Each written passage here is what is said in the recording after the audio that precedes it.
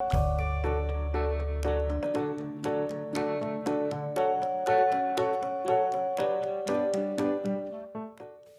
what is a share, where do they come from, and why do the companies actually issue the shares? Yeah, right. A share is what it sounds like. It literally is a share, a proportion of a company. Now, if you and I owned a mowing business, we might have a half share each. So it literally is, as we think about sharing something out, that's the derivation of the word share as it applies to investing.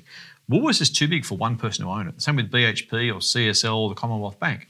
And so it gets divided up into pieces. Now, those pieces, we like to talk about pizzas. Sometimes we give this analogy. So one pizza, one company. Each slice of that pizza, no matter how big or small, is a share. You and I have a half share of the pizza in the lawn mowing business, or we might have one millionth of a share of Woolworths. And it's a proportional ownership. It's a way of allowing companies to get big, to have those ownership stakes traded amongst each other. It's harder for me to sell half the lawn mowing business, but I can go and sell 1, 2, 1,000 shares of Woolies backwards and forwards on the ASX. So it's a way of allowing big businesses to be owned by small individuals in proportional parts so that we can transact, we can get the benefit of owning those shares, particularly with dividends, and also our share of the profits that dividends, the companies deliver. Now, in terms of why they're issued because those businesses want to be public companies. Now, if I own Woolworths myself and it wasn't on the ASX, that's a whole different thing.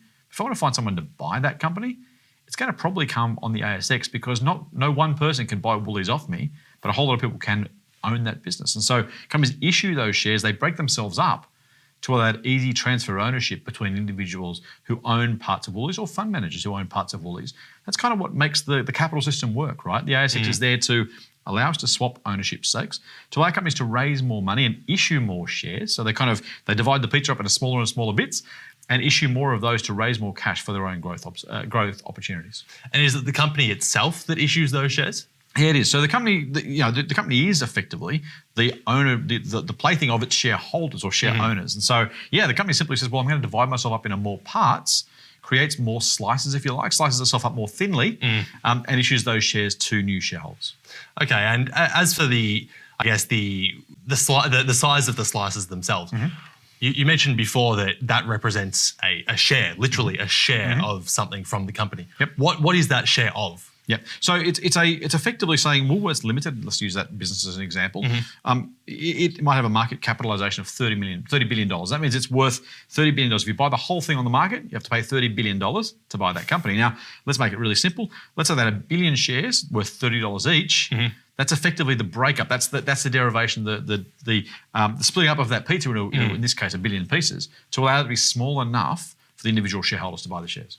And each of those shares has an element of profit and potentially a dividend as well attributed to it. Correct, because you literally legally own that very, very small portion of that business. So a proportional size of its profit, a proportional size or a piece of its dividends go to you as the share owner.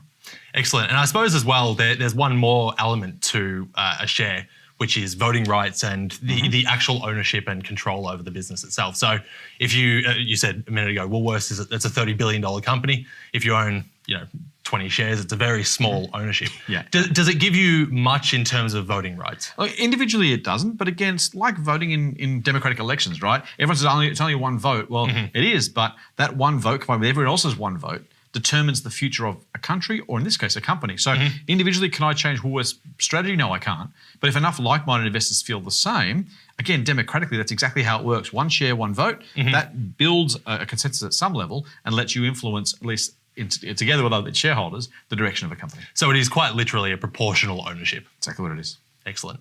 Thanks, Scott. Thanks, Rory.